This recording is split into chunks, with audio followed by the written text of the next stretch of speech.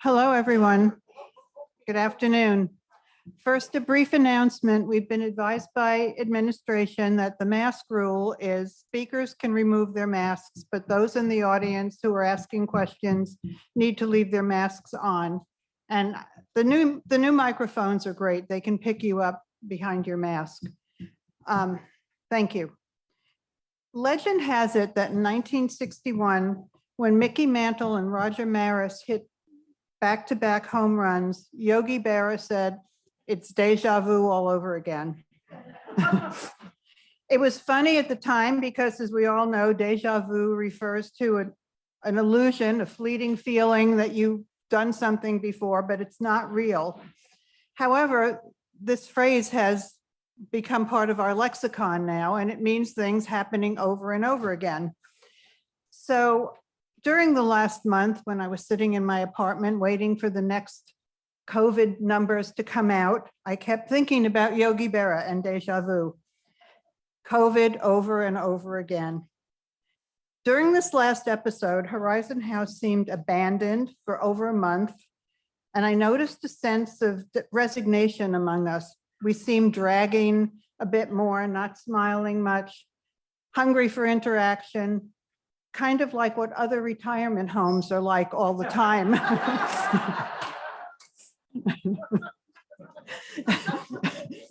Thankfully, the COVID wave has subsided and we are returning to our usual routines. But let's be smarter this time.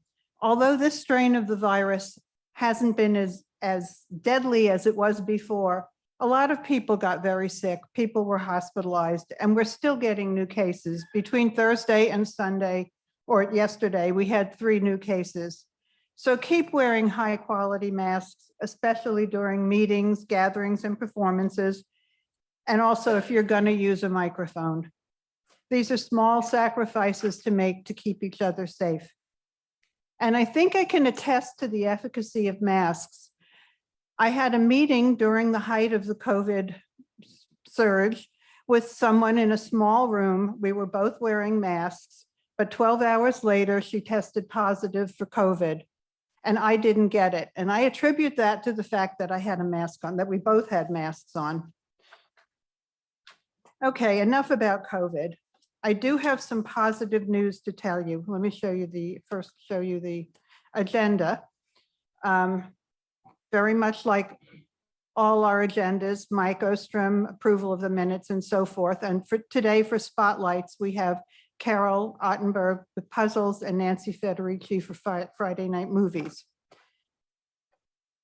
So the positive news I have to tell you is we did a study of new residents' participation on committees. Those who moved in 2021, there were 33 new residents, and those who moved in 2022, there were 38. To see how many of the new residents joined committees this year. The 2021 cohort has a 65% participation, and the 2022 cohort has an 80% participation. Yeah, that's great, isn't it? Yeah. And this only represents how many of the new residents signed up for one committee. Some of the residents signed up for 9 or 10 committees. And boy, we welcome their enthusiasm and energy, don't we? It seems that people still want our lifestyle, and the council will work hard to make that possible. The council has always been supported by non-council residents who lend their expertise to us for special projects.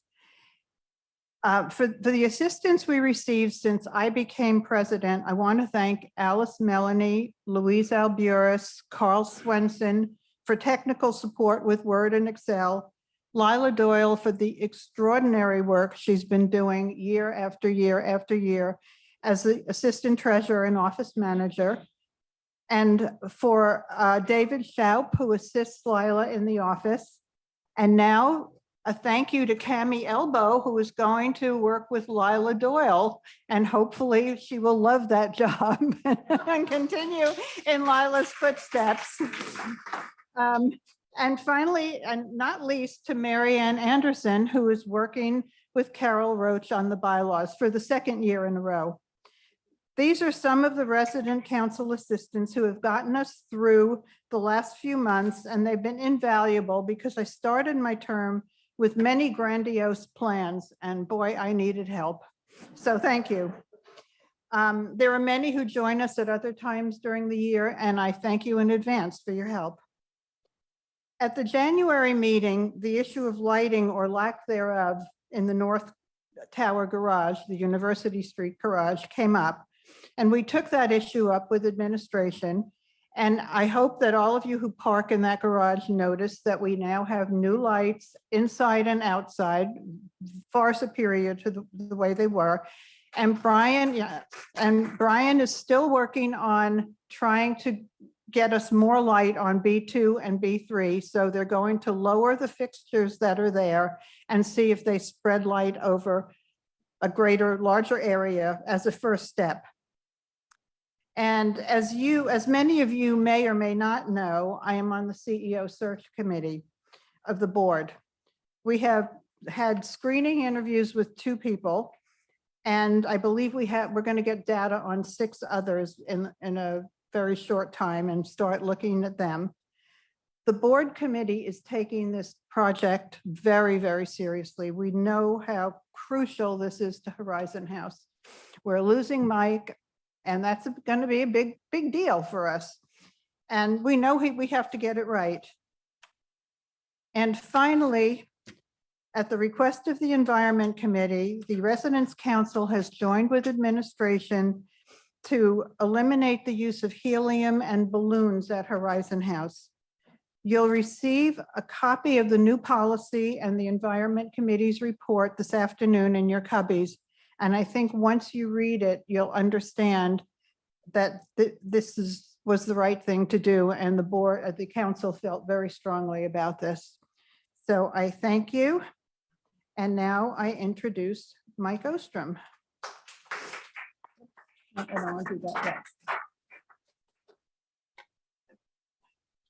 Great, thank you, Deanna. You can be a spokesperson for the COVID task force anytime you want.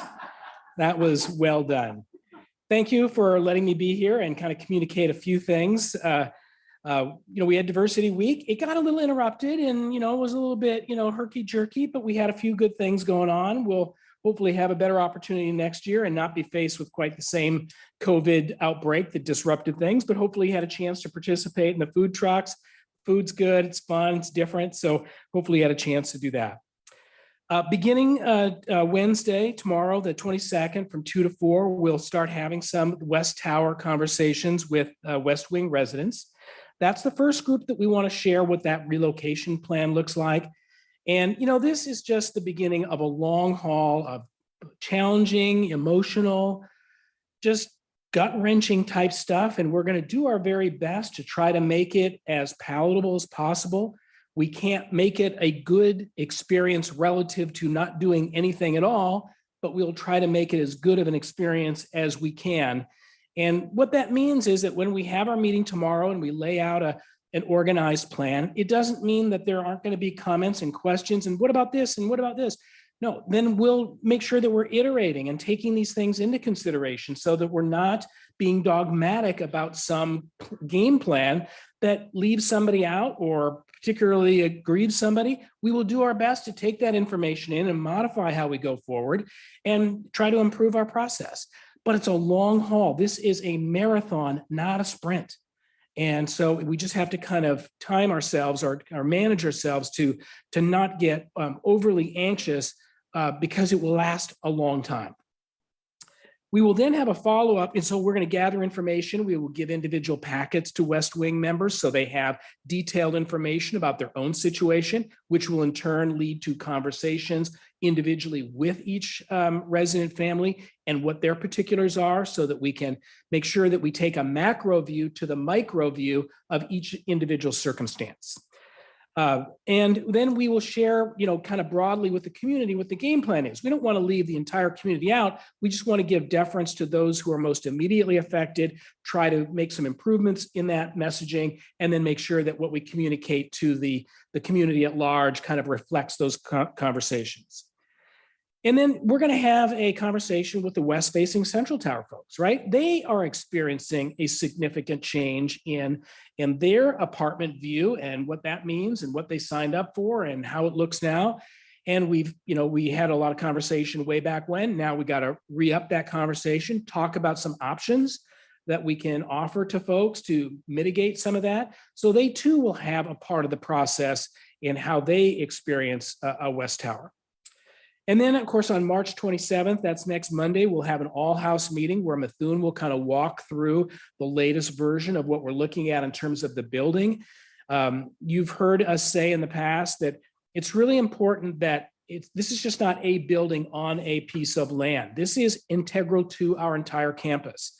Our advantage, both from a how do you live in the space and move around, as well as competitively, is how we make the campus behave and work like a campus, not a building, a building, a building. North Tower flows with Central Tower flows with what will ultimately be West Tower. We want that to be something that has a good feeling to it so that you're kind of in this environment where it's all connected. And so that's a big part of what that design is, as well as what we do on the top floors for views and so on. We won't be getting into apartment configurations tomorrow. We got to get the basic design down. And, this stuff is complicated. You go through a lot of iterations to figure out how do you make it work, including having space for multi-purpose use like this to accommodate what would ultimately be a lot more people. Anyway, so this really kind of kicks off the next level of detail. And again, it's over a long period of time.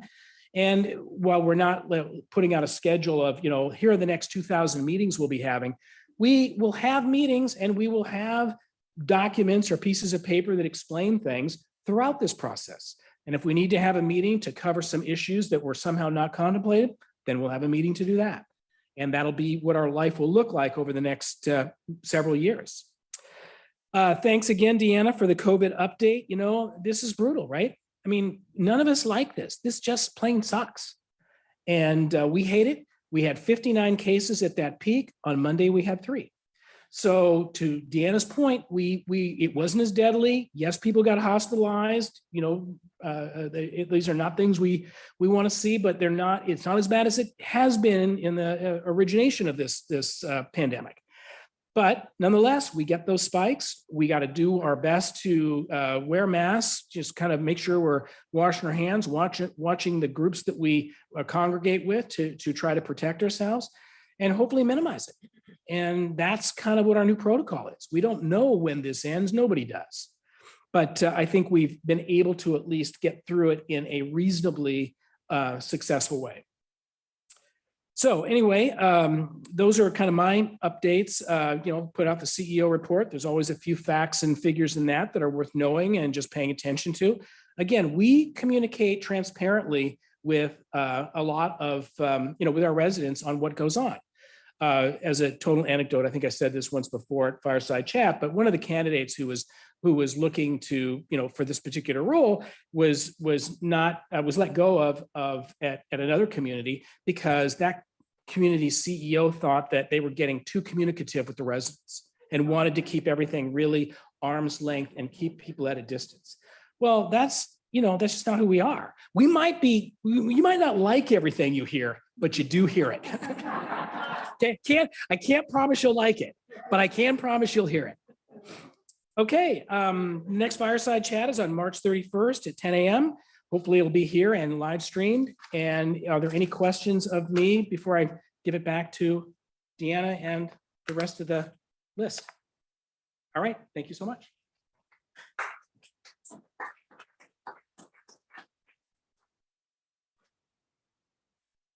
Now I'd like to have the minutes approved.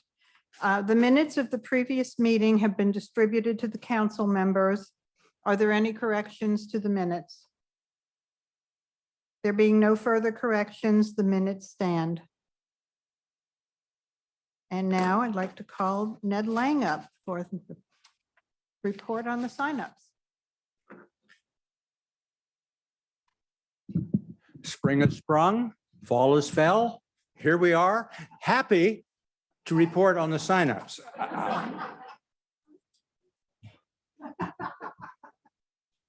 There, 264 residents took advantage of the sign-up period and have signed up for our 60 some odd committees.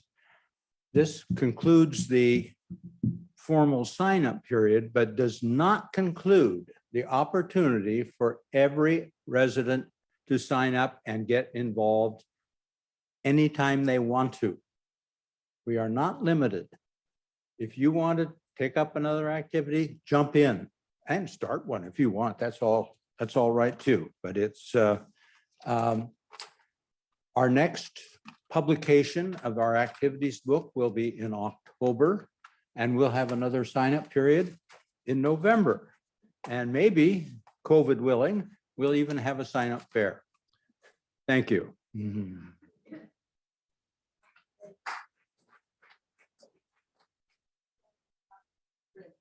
Sally Wren, you're next. Come on. Who, me? Oh, thank you for that. And I will start with racist. Who, me? And how did we begin this adventure at Horizon House? Our beloved Frank Jones, who some of you knew very well, and at the Ethnic then and now Diversity Committee, we had the pleasure of working with Frank, 6 of us, who he talked with various ones in the committee and said, how would you like to go deeper in these issues of racism? And 6 of us said, absolutely. So we had the pleasure for almost a year of studying with Frank and having that incredible guidance and his wisdom of being a Black man for 90 years. And the book that he recommended to us was Me and White Supremacy by Lila Saad.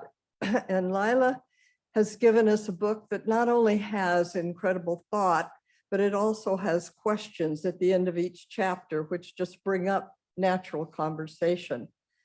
And when we decided to start the conversation groups, there were 4 of us that signed up to do that. And one was Jean Durning, Joan Singler, Adele Renters, and myself. And we had 19 residents other than ourselves for a total of 25 that have participated in these conversations up to now. And so due to, again, the beloved, not again, we had to cancel our source of meetings. It's 5 weeks. And council has, Deanna gave me the kindness of time to say, we are starting our 5 weeks of conversations on Monday, the 27th, and we'll go through the end of April. And we invite any of you that would like to participate in this. And today we have Adele Reynolds and Jean Durning and myself. And after this meeting, we'll be in the fireside chat room to answer any questions. And I just want to read a short paragraph about the program. Have you unintentionally contributed to perpetuating a racist or prejudiced idea? Are you sure? We invite you to join a Who Me conversation group. We use Lila Saad's book, Me and White Supremacy. And we do have books for loan. Saad's observation about our accustomed behavior and her questions for personal reflection offer insight without blame and with grace for appropriate change. And so I thank you, and please come join us.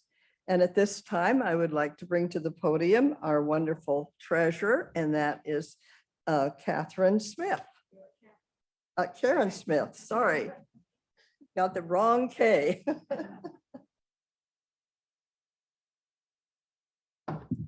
Thank you, Sally. I think you have the figures of what went on in February. It's going to get a lot better after this month because we're going to have the budget in place and you'll begin to see how it reflects for the whole year. And I just want to say my numbers are different than Jennifer's because mine, we have deducted the sales tax. So there is a difference between my numbers and her numbers. And so that's how, and these deficits were all part of the budget. We've not gone beyond what we had budgeted. But I would like to talk a little bit about the budget for the calendar year 2023. And we've now, the board at their meeting approved the budget. And it's kind of interesting to approve the budget when your income source has been shut off and everything else is being shut down. It's sort of like, boy, how's this going to work? But anyway, we pretty much gave people whatever they asked for. A couple of exceptions were where we suggested that they apply to for a GEM grant. And I also want to say that we do have a figure of $5,000 in a discretionary money. So if your committee some opportunity comes along, we want to encourage that. And so come to us and we'll see if we can't approve additional budget money. And as far as where the budget is, you can find one in the library. You can find one on HH Connect or on the app, and then you can find one in the mailroom. So if you want to look at the details of it, it's there for you. So anyway, I just thank you all for your work to present your budgets. Some people really outdid themselves doing a lot of detail work, really trying to figure out what they could do to create the programming or whatever it was for what they're trying to do in their committee. So on that note, I will turn it over to Jennifer, our source of funds.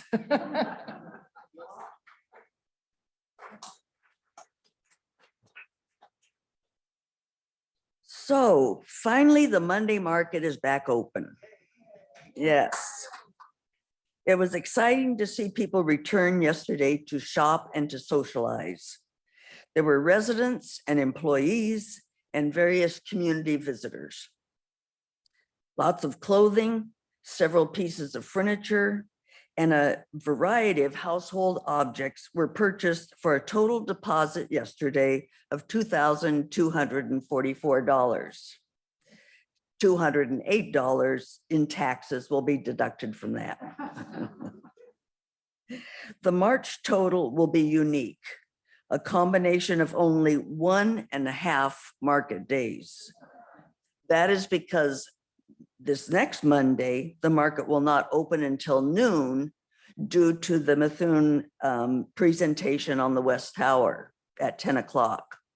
And so everybody wants to be there for that.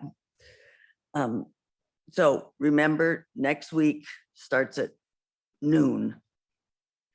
So we're getting ready for spring. You may want to pick up next year's warm coat or jacket or a sweater or boots before we put them away for the summer. There are a few clearance items this month due to the closure. So we didn't have enough time to really build up a lot of things that to be part of the clearance. And on the first Monday in April, there will be some Easter items that will be out. So if you're looking for those, that first Monday in April, and along with the usual jewelry table that day.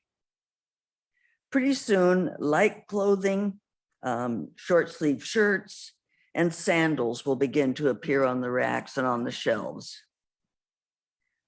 So due to the reduced seating in the dining room, The Sunday brunch modeling did not occur last Sunday, but you can look forward to it this coming Sunday on the 26th. Men's clothing will be featured. The market has several new volunteers thanks to the resident council sign-up process. We welcome them and we continue to be grateful for the existing volunteers. The market could not function without the many hours of effort contributed by your fellow residents. Thank you.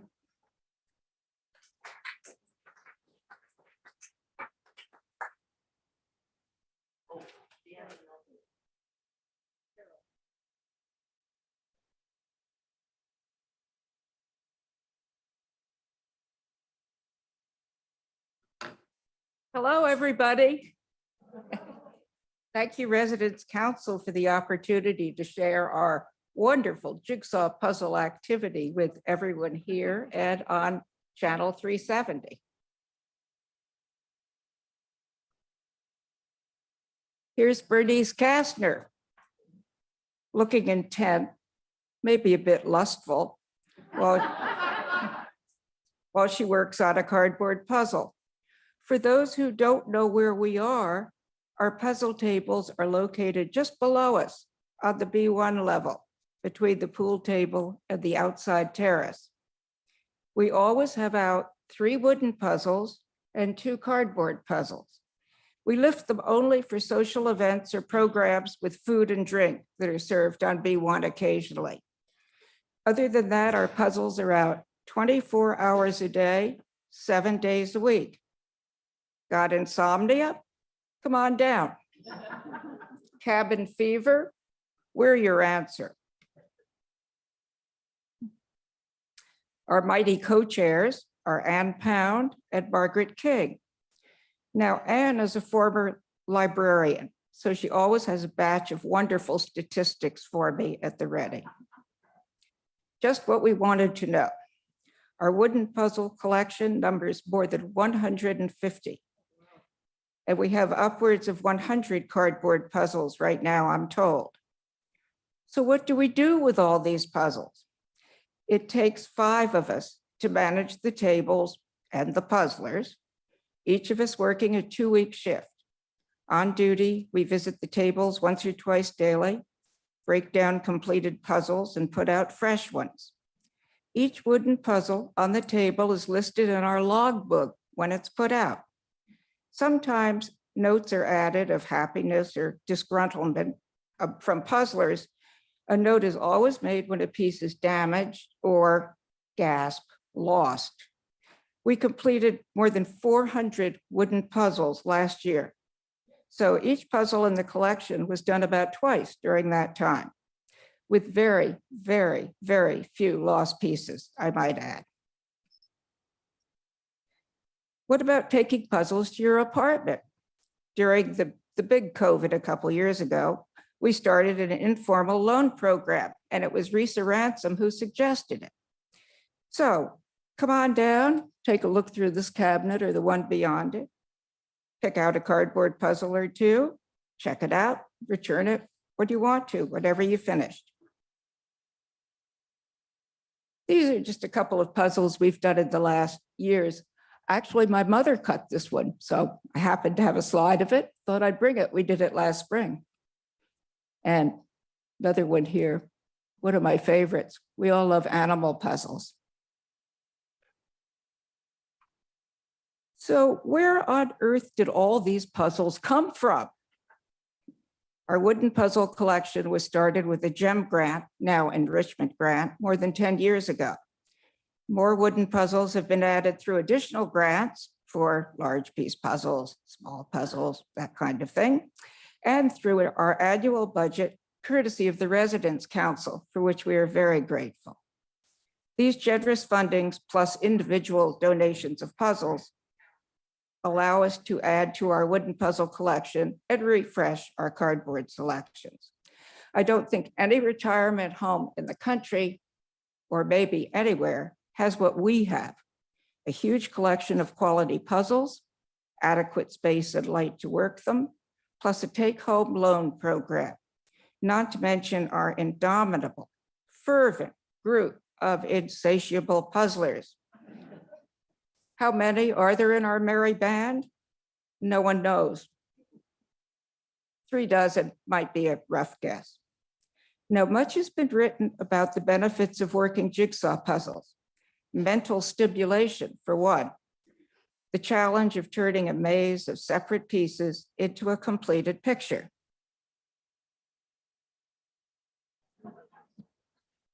See our friends under the puzzle table? That's where we go when we lose a piece. But do we start with the border pieces, like these fellows have, or with the color pieces first? Another big benefit of puzzling, social contact. A lot of friendships have begun or continued at our tables while kibitzing and puzzling.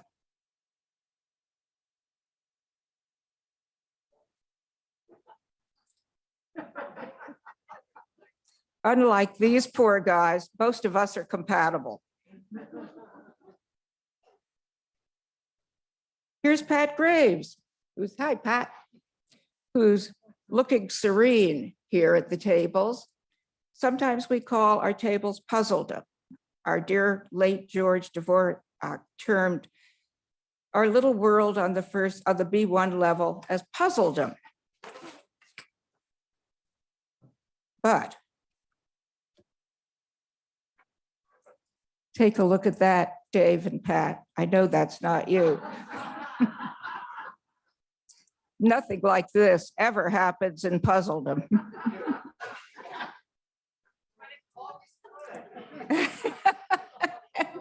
You never know. So these are your puzzles I've been describing. Come on down and enjoy them as you meet new friends and exercise your little gray cells. If you have any questions, these are members of our team who each work that shift, 2-week shift. We'd be happy to talk to any of us, and I thank you very much for your attention. And now it's my pleasure to introduce Nancy Federici, who is one of our most fervent puzzlers, who's been with us from the beginning and is one of the original Woodies.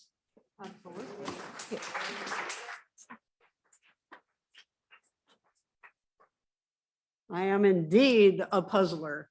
During COVID, I have done over 200 of them, wooden puzzles in my own apartment. My daughter and I went out and rented some. So they come periodically and then we ship them off to somebody else in the country. It happens out of a group of Port Townsend, and you know who they are, artifact puzzlers. And we have a great time doing it. So she's kept me very busy.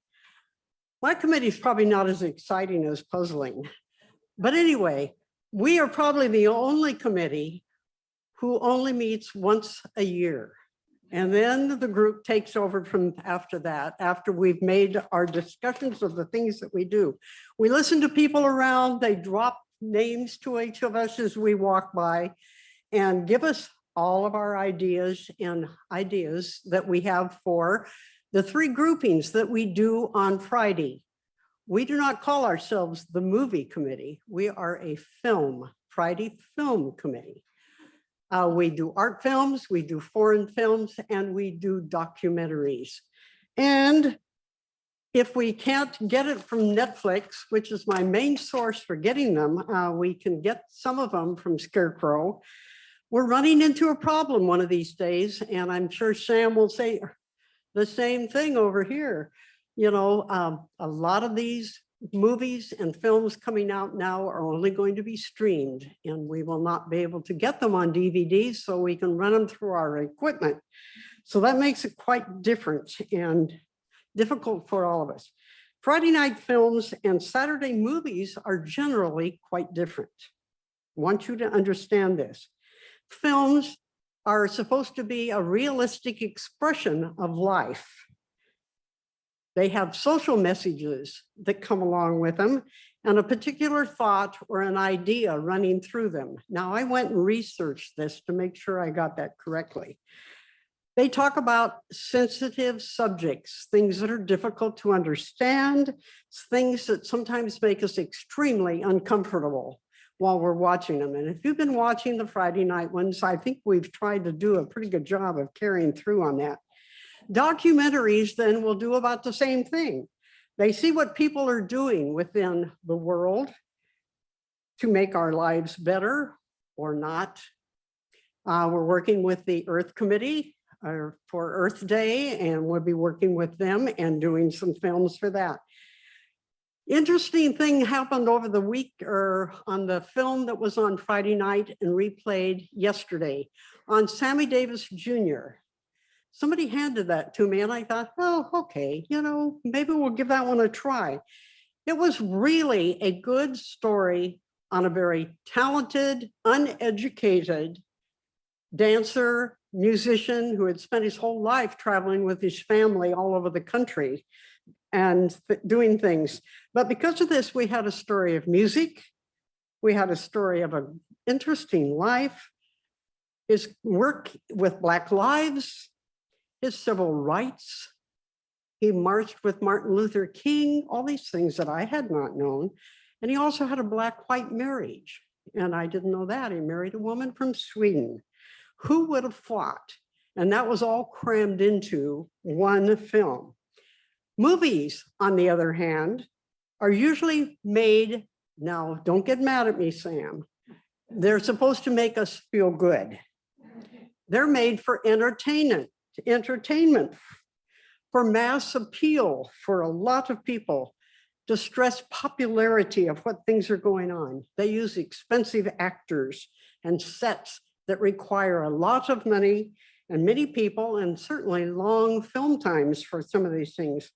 We all love a great movie that lets us sit back and enjoy time. Notice the difference between enjoyment and being uncomfortable. And there you have the difference. Our films and documentaries all have subtitles. And that's getting more difficult for some of the older movies because they don't come already imprinted into the DVD. So that makes it difficult. We've worked with, or are working with the Heightened Hearing Group, and we're going to be trying to get some more films that have to do with some of the suggestions that they have given us. CODA is one of them, and it's still on a saved list for us because it's not on DVDs yet that we can rent and bring in. So when that does, and CODA was a big winner last year. A lot of the films that were on this last week in all the awards, a lot of those are really more film than they are movies, if you sit and think about what all their subject matter was. I hope this helps you understand the movies and the differences between that and the films that we show on Friday evenings. After we make our selections, our committee gets together and we line them all up for 52 movies or films for the year. And we'll continue to do that for you. And members of the committee then just put that in the alert and carry on from that. That's why we only have to have one meeting a year. Now, my committee is interested to know how many of you would like us to reopen back down here in Anderson Hall for Friday night films. Can I show of hands? This would mean it would only be shown here. You would have to watch it if you want to watch it on your television on Mondays when they do reruns. So you can't have it both ways on Friday. That's why. Put your hands up again. Okay, that's enough interested people that would come down. And I thank you for that. I enjoy doing this. Thank you so much.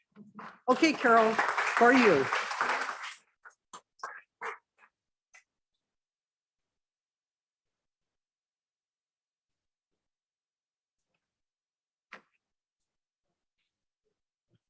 Hello, everybody.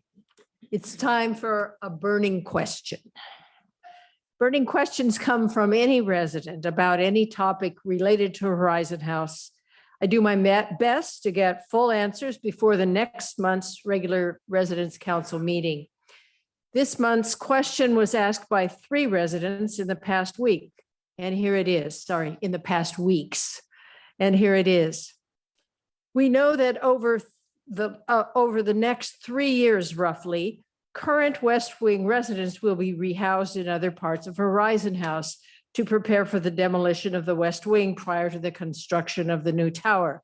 We also know that new residents will continue to move into Horizon House during the same period.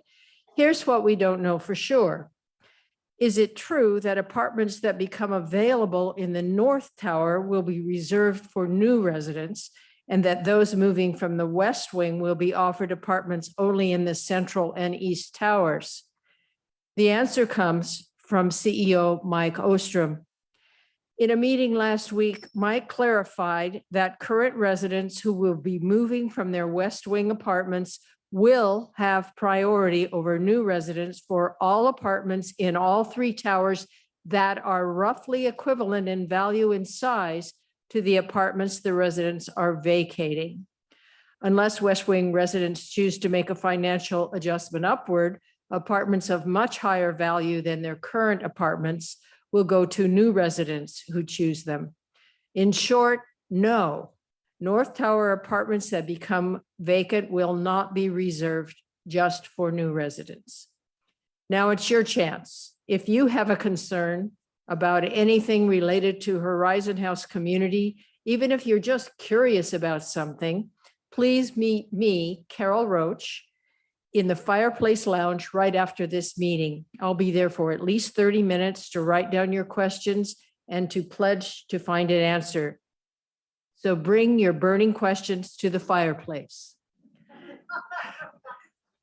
And now back to Deanna.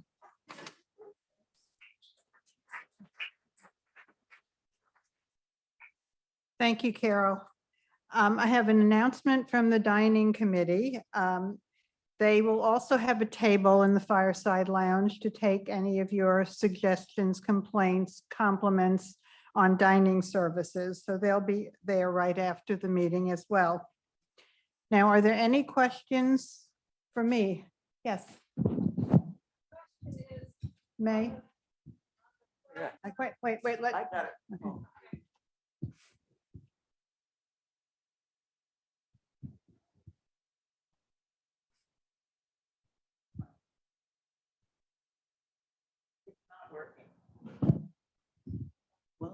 I think I got it on. Yeah. The Friday night movie and the Saturday night movie, I keep turning the volume as high as it'll go and it never adjusts up.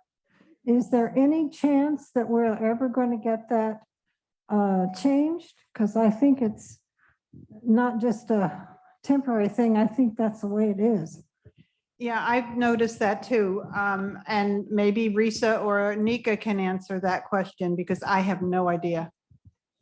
So that's the volume of the movie and not of the system. So the system is all the way up, but if the movie doesn't have good audio, that's how it's gonna play. There's nothing we can do in the background. But it seems, Nika, that all the movies are like that, right? Is that correct? All the movies are like that, no matter what. Nancy, do you have an answer? I don't know. Our TV has different settings on it to change the sound based on what you're watching. So it may be an issue with just changing your TV settings. I'll come and help people if they'd like me to. That's what works for us. Okay. So you heard Nancy Nadelski. If you need help with that, she'll come and take a look and see if your TV needs to be adjusted. Okay. Anyone else?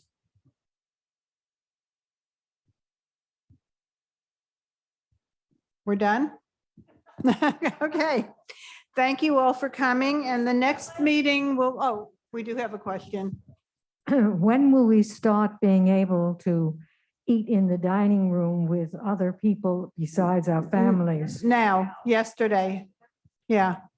Yeah, it's open.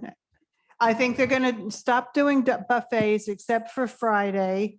They'll have the prime rib.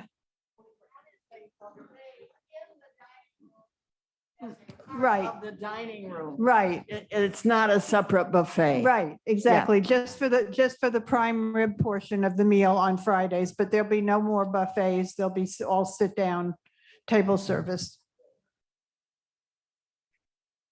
Anyone else? No, okay. The next meeting will be April 18th at 2 p.m., Tuesday, April 18th. Thank you all.